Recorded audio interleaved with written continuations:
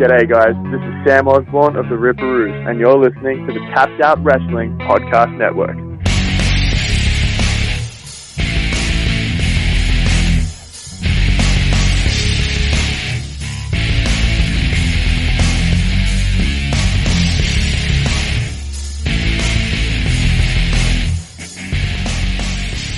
Hello and welcome to the Pro Wrestling Personified Podcast. I'm your host, Lewis Carlin, and we are part of the Tapped Out Wrestling Podcast Network, and we have a very, very special guest today. Please help me welcome. He was one half of the Ripperoos with Tony Cage. Again, please help me welcome Sam Osborne. Sam, how you doing today, my man? G'day, mate. How you doing?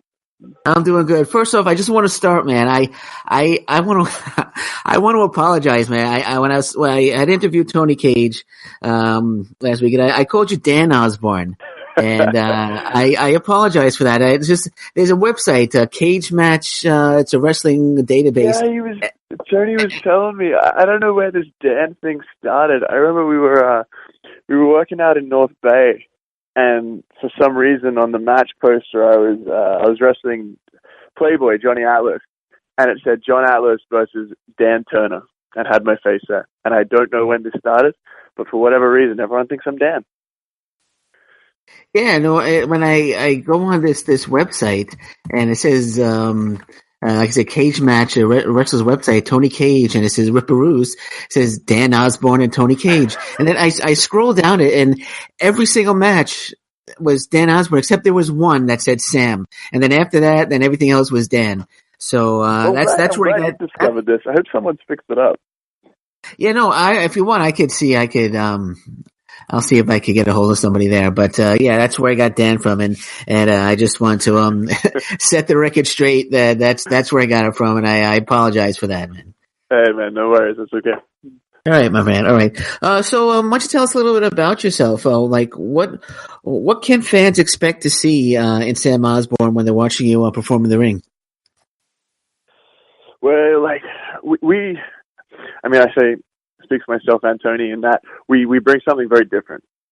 Like the whole Australian niche gimmick that we went for started out as this silly little joke where we were just doing all these Australian slang and colloquialisms that people over here had seen in movies like Crocodile Dundee or on that episode of The Simpsons when they go down under, literally just to take the piss out of ourselves and to try and make people laugh. For a bit of fun, and for whatever reason, it caught on. Every time we're in front of a crowd and we do our silly little shtick, they get behind it because it's everyone. I feel like especially in Ontario, there are a lot of guys coming out and being really serious and like super aggressive, like strong, proud wrestlers, which is great, and I love watching that. But for us to be a little bit different and have a little bit of an edge, we took it back a notch and did some hokey stuff, and it seems to be working for us. You know, it's really good stuff. I've been watching some matches, some of your singles matches and some of the Ripperoos matches, and it's really, really good stuff. I love the theme song. I don't know if I can say the name of the band that plays your intro music, but it's great. Men at Work. Yeah, Men at Work. Yeah, I wasn't sure if you wanted me to say the name or not. But yeah, no, actually, that was the first. Back in 1982, that was the first cassette that I ever bought on my own. Men at Work, business as usual. So yeah, so that was that intro music brought back a lot of memories for me. So that's great stuff. But you guys are awesome in the ring. I just want to know. So you're originally from Australia, that's correct? Yes, I am. So how did you make your way here to Canada? Well, I mean, the indies in Australia are a lot better than people give it credit for. Like there's some strong performers down there, but there's not as many shows. Like, if you want to work regularly, it's not. You're not going to be working as regularly as you are if you're based somewhere like Ontario, where there's 2 or 3 shows every single weekend, right? Sure. So I worked a little bit in Australia, probably for 2 years, and then I went, okay, I want to take this to another level. So I didn't really want to live in the States, so let's go for Canada for now and see how that goes. And then landed in Toronto, and so far, gone really well. Yeah, well, we're actually neighbors. I'm actually here, I'm a little north of Toronto. I'm in Newmarket, Ontario. Oh, okay, yeah. Yeah, so we could probably we could probably meet downtown for a beer one day. Me, you, and Tony. I was talking to Tony about that also. Hey, man, we could have done the podcast in person. Yeah, no, we could have. Yeah, we could have. We should have done that, man. But anyway, yeah. But yeah, I'm glad you made your way here to Canada. I know you guys are doing really well. So I know you said that there's not too much in Australia, but I came across something called the Australian Pro Wrestling Gym VIP shows that you were involved in. Why don't you tell me a little bit about those shows? That's still to this day some of the most fun I've ever had wrestling. The Australian Pro Wrestling Gym is where I started training. And I dare say nobody over here, like, Canada-wise, has probably heard of it. And I had neither. I wanted to be a wrestler. I was 22 years old, and I got on Google, and I went, which gym is closest to me? And it happened to be this Australian Pro Wrestling Gym. I was in, I want to say, I think the first class, at least very early on. And it's run by a gentleman by the name of Lee Leslie, who's the head trainer, who works as a pro wrestler. His working name is Jay Law. And I was so lucky because I just went the first pro wrestling gym I could find near me and happened to get a really awesome trainer. So to the point where, I've come over here to Canada and I've trained with guys like, Anthony Corelli, who's better known as Santino Marella, Yuki Ishikawa. I've done seminars with guys like Damian Sandow, seminars with Pete Dunne, and all this really great, experienced guys with bigger names telling me things. And I'll be sitting there, and half the time I'll be like, man, Jay told me that, Jay taught me that, Jay taught me that. He's just super, super knowledgeable. He's well-traveled, and I hit the jackpot training down there. So he then started shows out of this pro wrestling gym called the Australian Pro Wrestling Gym Shows, which all ended up on YouTube.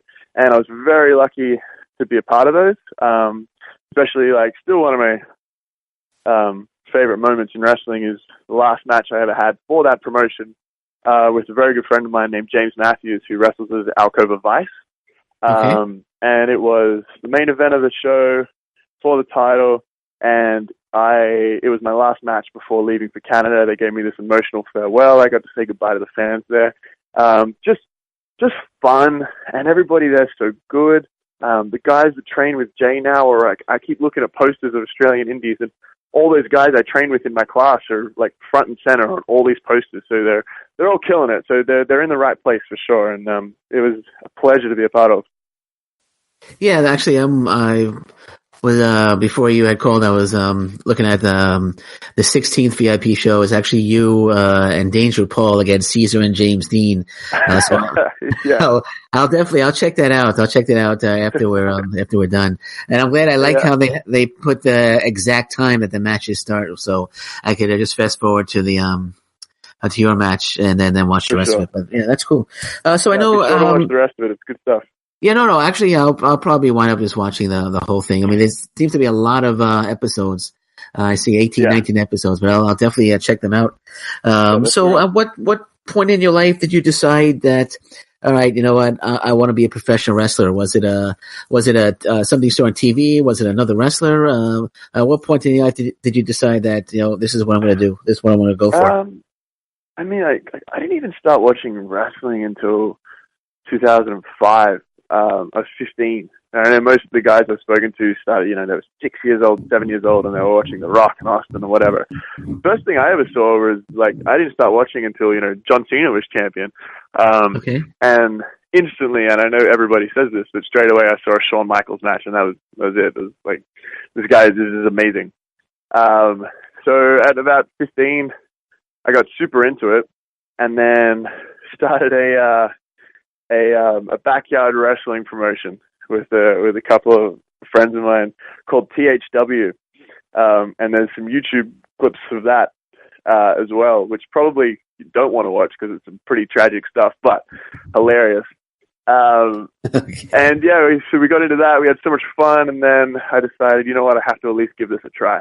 So that led to giving it a try when I was 22 years old, and I just didn't stop. It was the best. I've had so much fun since day one. I've been hooked. So you mentioned John Cena. Was there anybody else? I think you mentioned Shawn Michaels as well. But was there anybody else that you admired, or was it just you were just a John Cena guy and that was it? Oh, I wouldn't even say I'm a John Cena guy, to be honest. Okay. I just like that was sort of the time when I started watching. I was more of a Shawn Michaels guy. Okay. I was a Kurt Angle guy. I loved the guys who told a story but also made it look like a fight. So you know guys like Kurt Angle who had that legitimacy about them. Sure. And you watch him and Eddie Guerrero was another big one for me. And you watch guys like that work, and it's just it's so seamless. You know, like now knowing as a worker what would have gone into matches like that and how easy they make it look. It's still some of my favorite stuff is back in those times. So I say Angle, Guerrero, Shawn Michaels, they were definitely my big three. Yeah, that's three amazing wrestlers there. Angle, Michaels, and Eddie Guerrero. What do you think? Kurt Angle's back now. What do you think? Do you think we'll see him back in the ring in one match again, or what's what do you think there? I hope so. I mean, I don't know. Who knows? But there's, I was disappointed when he came out with the Shield. I don't know if I was the only guy who was. I much rather would have seen him come out with the straps and the American hero gimmick and do his thing, but maybe that's just the mark in me. No, actually, I'm with you on that. I wasn't into the Shield thing. I was hoping that he would make his return, in a one-on-one match with somebody, kind of build it up more. I guess they were just looking for. I know Roman Reigns had gotten hurt, and they were just looking for a quick replacement. So they probably said, "Angle, you're up," and he'd get the Shield stuff on. Let's go. But I'm with you on that one. I was a little disappointed. Yeah, me too. But hey, he is who he is, and I'm hoping in WrestleMania we'll get to see him do his thing. Yeah, no, I'm sure we will. So what was your family's initial reaction when you told them you want to be a pro wrestler? I know I spoke to a lot of wrestlers, and there a lot of families, they're not supportive. A few are, but how did your family react when you told them, "Hey, I'm going to be a pro wrestler"? Well, to be perfectly honest, my family wasn't even aware I was pro wrestling basically the entire time I was in Australia. So I mean, my father definitely didn't find out until my brothers were watching me on YouTube back home while I was in Canada. And I should not say that I'm making them sound as if they're not supportive, and that is not the case at all. They are very supportive. I was just a little bit of everyone in my family was very focused on real sport and then in their studies and things like that. And for me to do something so obscure, I just didn't really feel comfortable telling them about it until I was succeeding.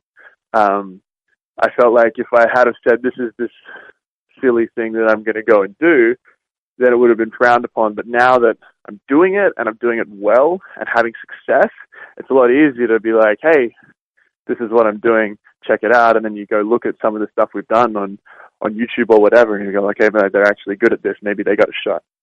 So that's kind of the way I looked at it. All right, and in terms of training, I know you mentioned that you trained at the Australian Pro Wrestling Gym, but what made you decide on training there? Was it just did you do any research? Was it just close by, or why did you just decide on that gym to start your training? Oh, that was the closest wrestling gym there was to me in Australia, as far as I knew. That was it. I had truthfully I didn't watch any Australian wrestling, so I had no idea who any of the guys were or who any was the right guy to go to was. So that was a fluke, and I got lucky because the trainer I got was excellent. And then now I train at Battle Arts Academy in Mississauga, Ontario, with Santino Morella or Anthony Corelli and Yuki Ishikawa. And again, that was just because I did more research into, and I saw the staff and the facility and what they had, and I was like, that's the place to go. And I was not wrong. It's been really good ever since I got here. So why don't you take me through a typical day of pro wrestling training, whether it be at the training you're doing now with Santino Marella or at the Australian Pro Wrestling Gym. What does a day of training entail? Just take me through a typical day. Well, it's tough because there are very few typical days. Okay. I mean, at Battle Arts at least, it's we do everything, right? Like, because we have a show every month, and we'll watch the show, and then we'll watch the video of the show and get critiqued, and then it's not always exactly what you want to hear, but it's exactly what you need to hear, right? So you go and Sure. there's not every day you can have your matches critiqued once a month by someone who's been there and done it, So there's that, and then every now and again we'll go promo classes. You have someone get in the ring, cut a promo. Here's how you can improve it. Go home, work on it. We'll do rolls. We'll do bumpings. We'll do matches. We'll do different styles of matches.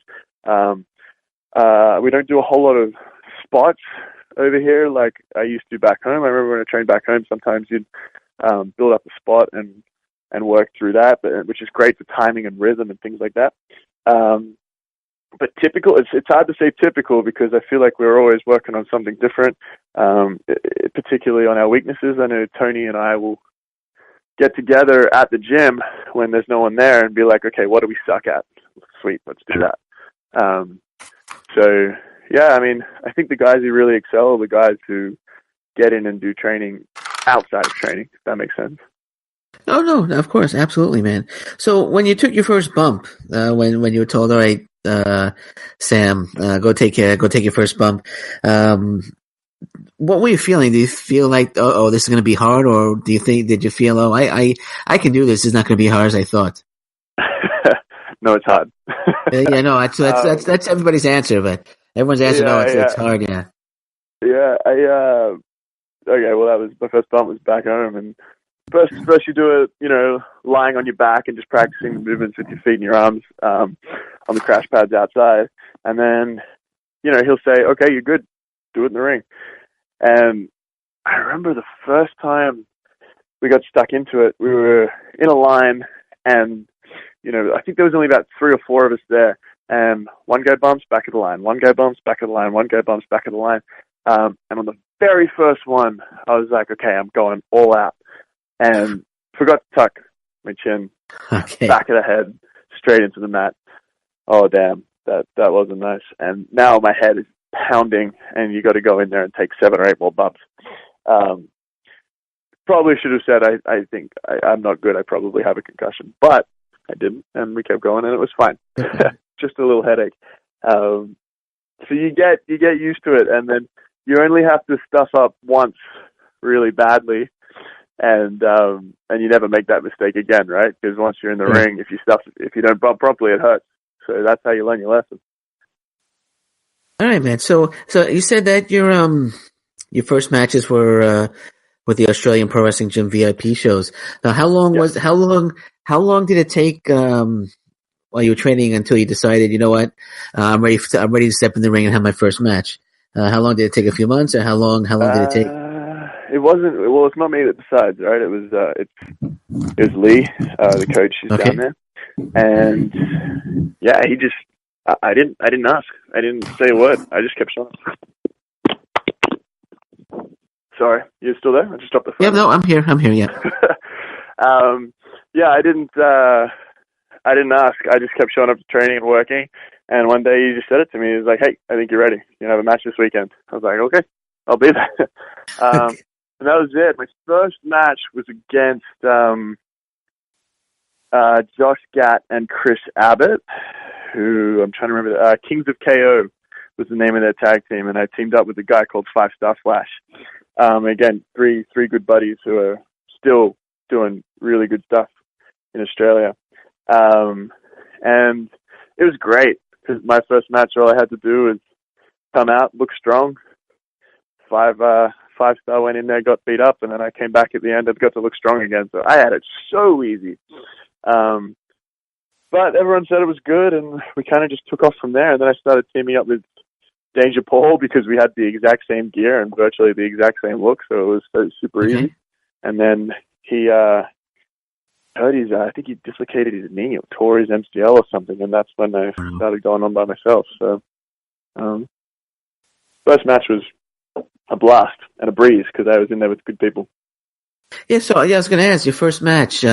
So you're about to be announced, and you're behind the curtain, and you're about to hit the ring for the first time. What's? And I ask this question a lot, but like, what's going through your head? You must have butterflies, must be flying through your stomach. Were you nervous? Were you excited? Or what was the feeling as you're about to hit the ring for the first time? I was terrified. I didn't really have any right to be. It was in the very small crowd in the gym that we trained in, and so with guys that I'd worked with in training 1,000 times, but I was super nervous. But when I like to think that I came out and all that nervous energy turned into positive energy or adrenaline, and it just makes you go that little bit harder, right? So, yeah, very nervous, but I was in good hands, and it went exactly how it was supposed to go. A lot of fun, yeah. Was that match actually filmed for the Pro Wrestling Gym VIP shows, or it was? So, yep, I can't off the top of my head tell you which VIP show it was. Okay, but probably around 4, 5, 6, I think. Okay, well, I would. It's probably the first time I see your name. That'll be the first show, then, right? Yeah, I'd say so. Okay. All right, so I definitely look that up, man. Did you wrestle any other promotions in Australia, or just the Pro Wrestling Gym VIP shows? I wrestled for Hunter Valley Wrestling and for I'm trying to remember the other one. Hunter Valley Wrestling, Rock and Roll Wrestling, not Hunter Valley Wrestling, and IWA. But I didn't have big roles at all. It was when I was just starting out. I was very green. I had some nice spots in battle royals and things like that. But I didn't get a whole lot of singles match or even tag match experience in front of big crowds. I had the APWG experience, the Australian Pro Wrestling Gym experience coming over here. Okay. But I was still pretty green when I got to Canada. So when you got to Canada, like looking for work and getting booked, I mean, how difficult was it initially? I know you have to probably do a lot of work to get your name out there. So how difficult was it to get initially booked when you came to Canada? If it was difficult at all. No, it was difficult. Okay. But again, my whole wrestling story is I got lucky. And when I landed at Battle Arts, I was there for 1 week, and Anthony was kind enough to put me on a show. But it was literally as simple as I went into his office and I said, "Hey, I've been working for this much time. I like to think I know what I'm doing. If there's a spot available, I would love a chance," kind of thing. And that was it. Like I think he liked that I was proactive. And we did a show in Celebration Square my first week there. So I did that. That went well. And then I've been on every single show since, except with the exception of when I've gone back to Australia for a month or to visit family. So yeah, he's been super generous with me, and that exposure in front of the audience allowed me to get at least some footage to send to promoters and things like that to get opportunities to get booked elsewhere. Initially, getting booked outside of Battle Arts was tough because my gear was atrocious. Like my gear, I had these little yellow tights that looked terrible. And so initially you take one look at me and it wasn't good. And then you send out stuff to promoters, and I got little things here and there, but nothing too big. And then Tony came along to Battle Arts, and I met him the first time I spoke to him. I was like, "Oh my God, you're an Aussie. Where are you from?" "Brisbane, Sydney." "Okay." And then I said to him, day one, I was like, "Give it 2 weeks, we're going to be a tag team." Without a shadow of a doubt. And there was a tag team tournament at Battle Arts So it just made sense because they needed more tag teams. Put the two Aussies together. Let's see how this goes. Yeah. But I think that, we put a lot of effort into it. We put a lot of thought into it, and we went, how are we going to make this gimmick work? And it just kept getting over everywhere we went. So what I was getting at was the advantage I had was that when I met Tony already had a lot of contacts. And he was very good. It helped me out a lot because, he knows this promoter already, and he says to him, hey, I got this other guy. We're working this tag team thing. Can you give us a chance? And then every single promoter that's given us one match has generally kept us because we've done a good job. So that sent my bookings through the roof. We got matching gear, we got matching shirts, we got some merchandise, and it all just took off. And then the bookings became easy. Yeah, well, you've answered my next question. Actually, my next question was when did you meet Tony Cage and take me through the formation of the Ripperoos? But you've answered the question. But how did you come up with the name, the Ripperoos? How did you decide on that?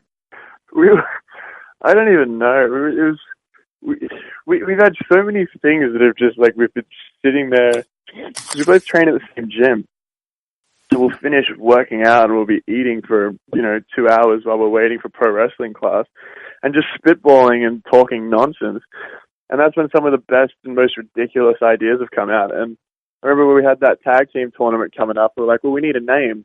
And then we were just listing every Australian thing we could think of. And I think Tony brought up Crash Bandicoot, which was this video game that I'm sure at least a handful of your viewers have heard of. It was this video game that was on the PlayStation back in the 90s and is still very popular now.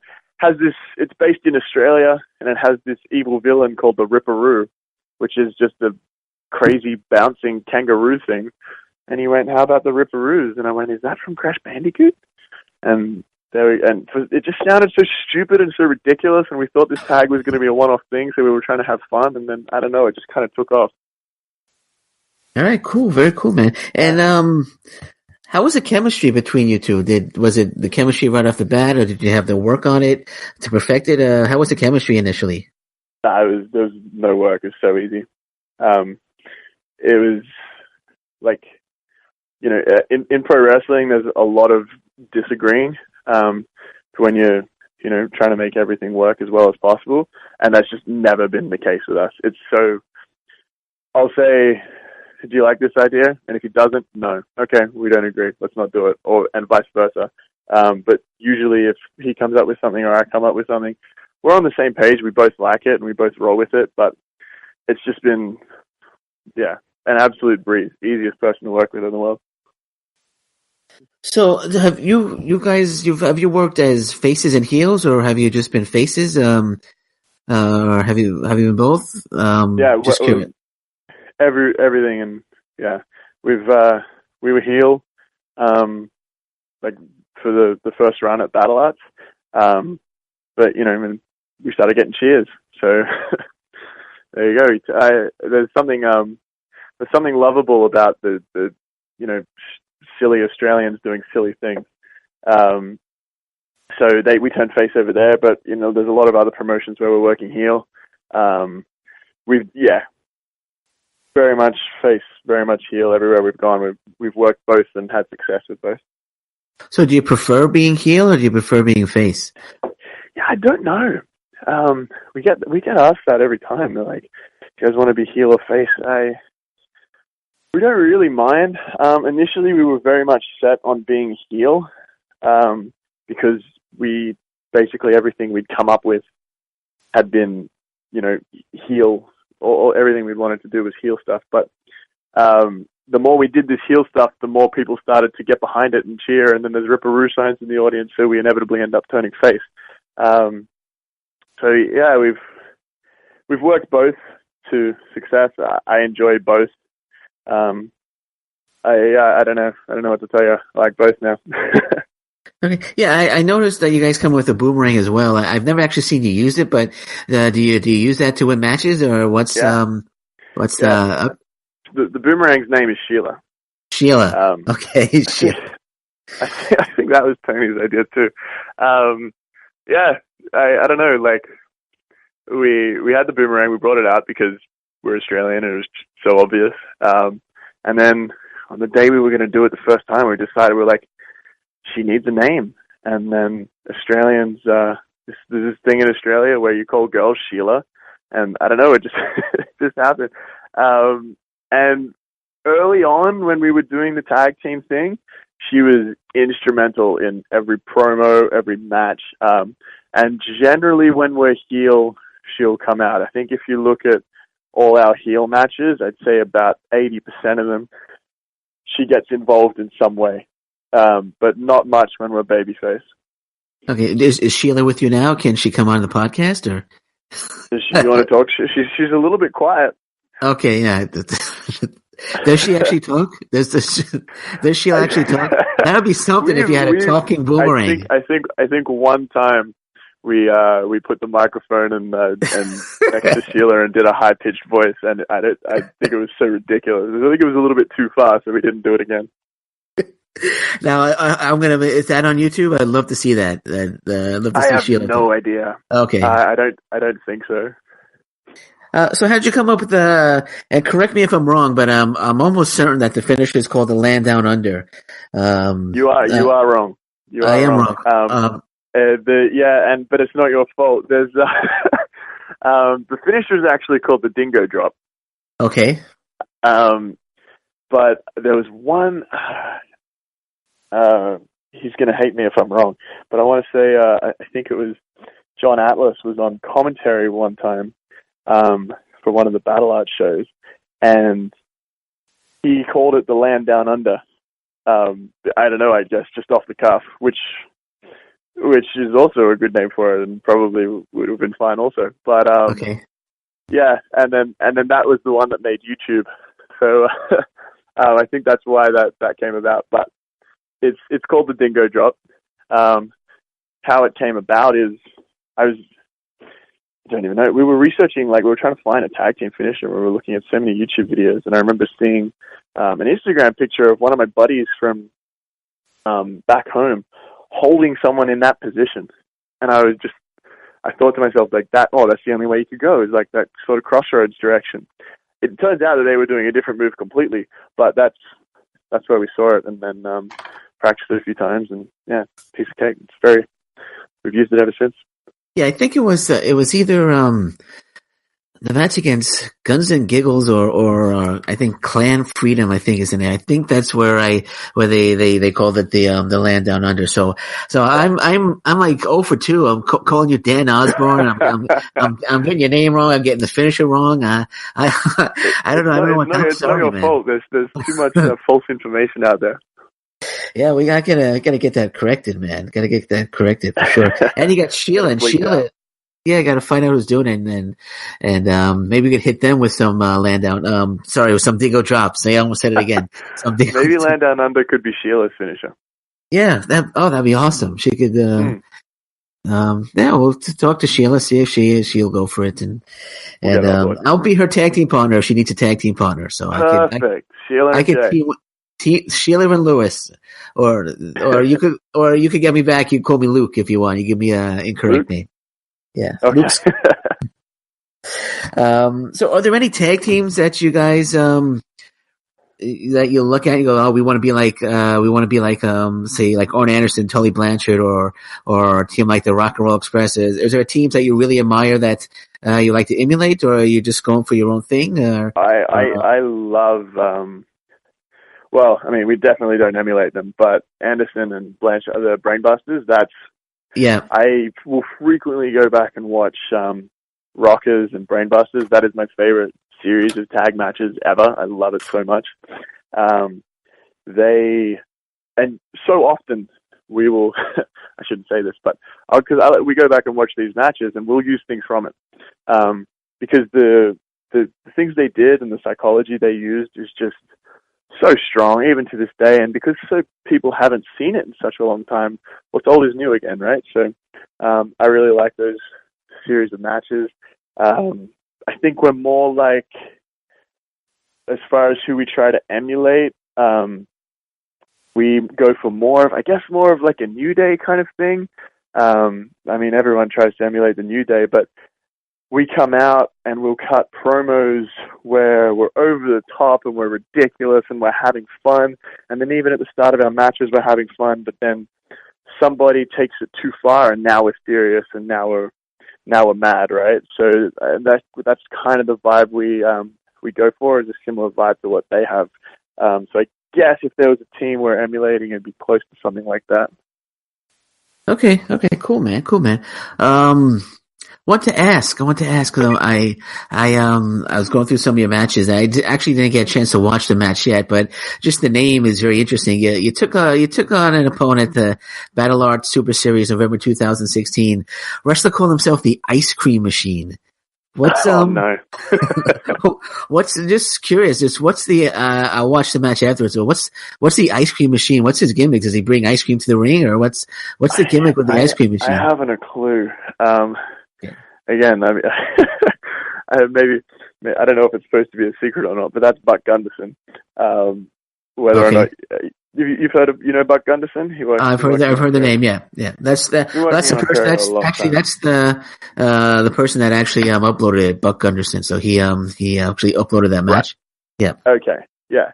I actually really like that match. He's great to work with. And the Ice Cream Machine, I don't know what to tell you.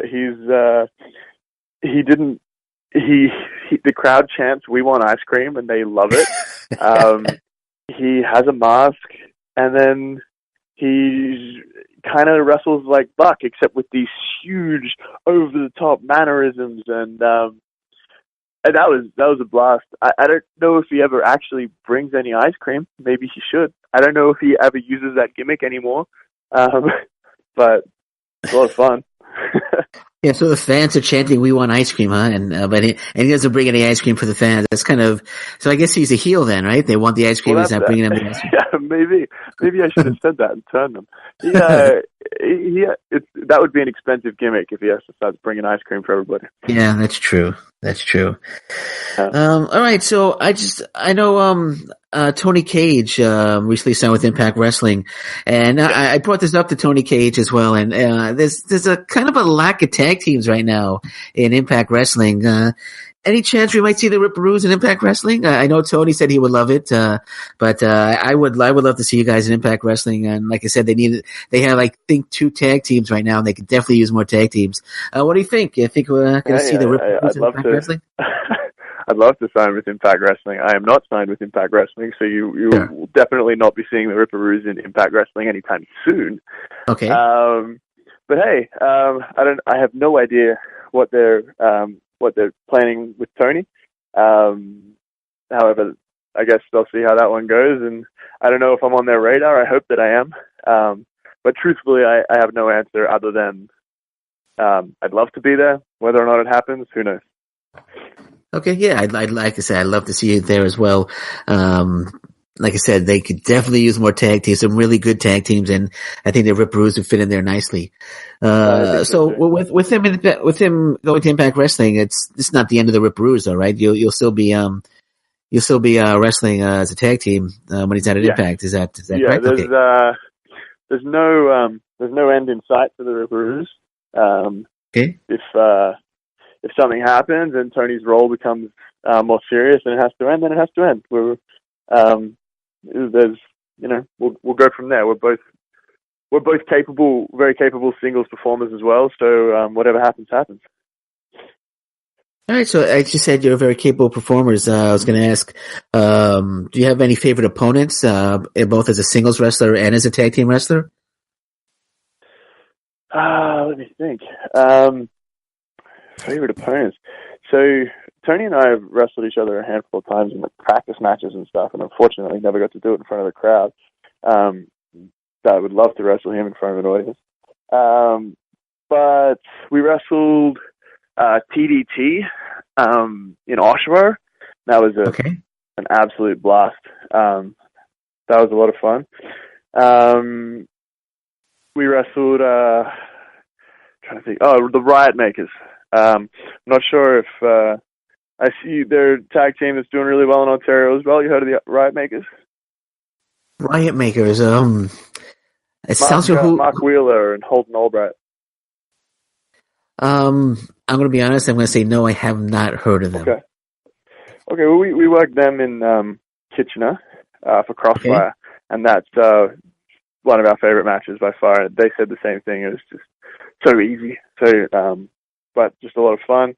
So I'd say the Riot Makers are probably our favorite opponents. TDT was a one-off that we thoroughly enjoyed.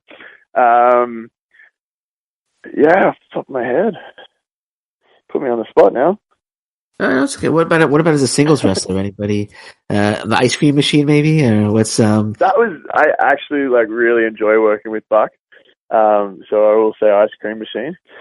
British Brawler as well, who's working a whole lot around Ontario. He's fun. He's one of those guys I can get in there with and be like, okay, we're going to hit each other stiff. You good? We're good. And we just beat the shit out of each other and have an absolute blast doing it. Other singles guys. And there's another fella that I wrestled out in, I can't remember. My Canadian geography is not great. I don't know if you've heard of as well, Carew, who works a lot around Ontario. I worked a couple matches with him around different places, and also lots of fun, super easy, nice and snug. Good fun, good, always gets a really great reaction when we work together.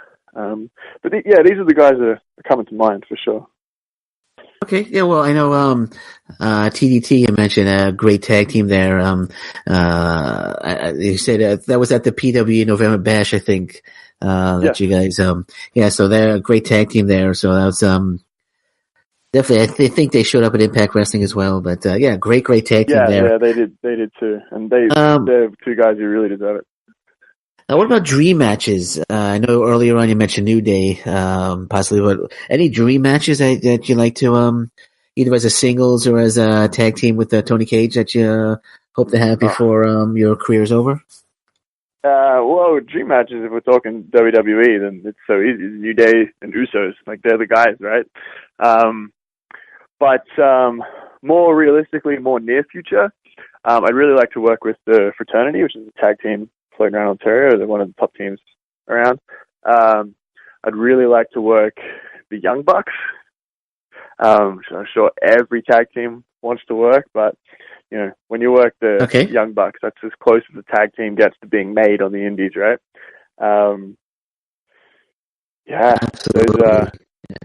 But hello.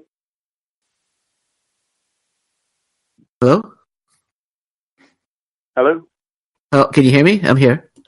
Yeah, I got you. Okay, there you go.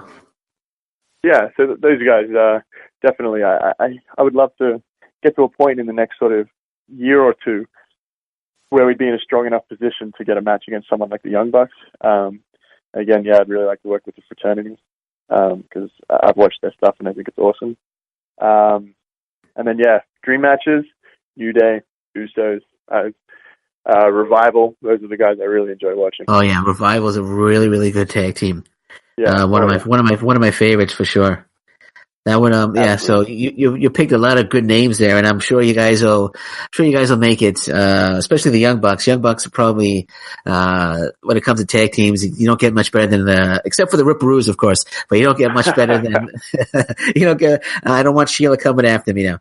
I don't know about that, but I'll take it. Okay, yeah. So you don't get much better than the Young Bucks.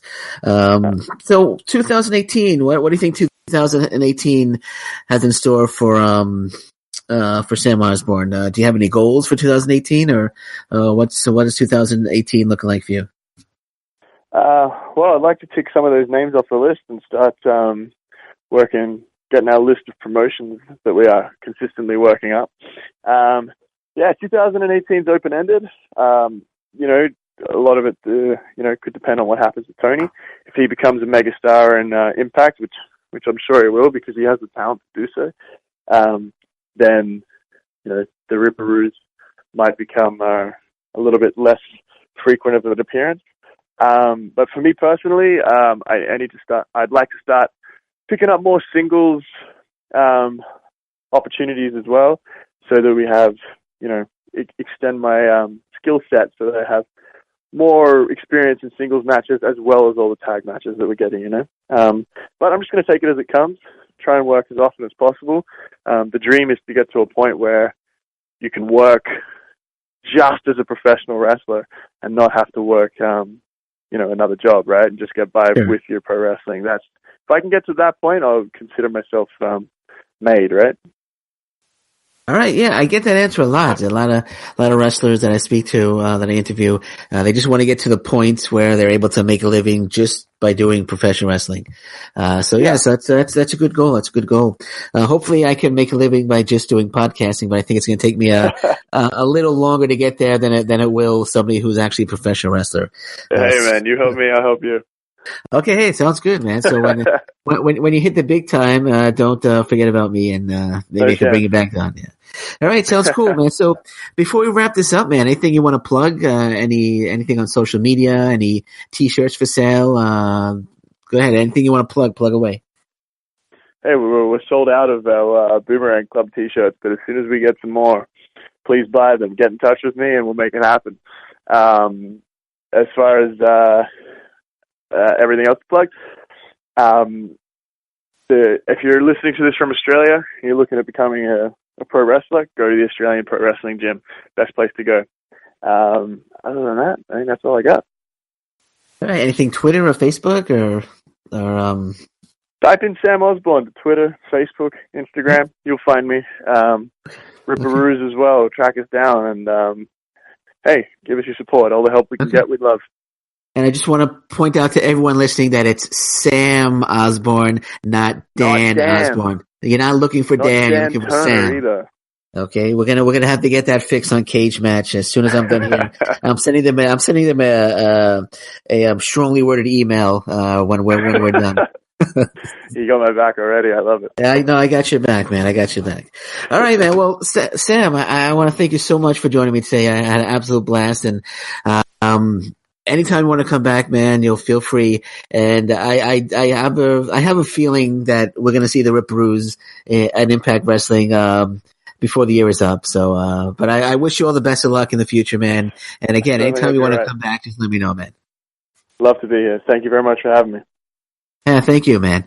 All right, so this has been the Pro Wrestling Personified podcast. I'm your host, Lewis Carlin. Again, I want to thank my guest, Sam Osborne, one half of the Ripperoos, for joining me today. And until next time, thank you, everybody. Take care and stay safe. Bye-bye.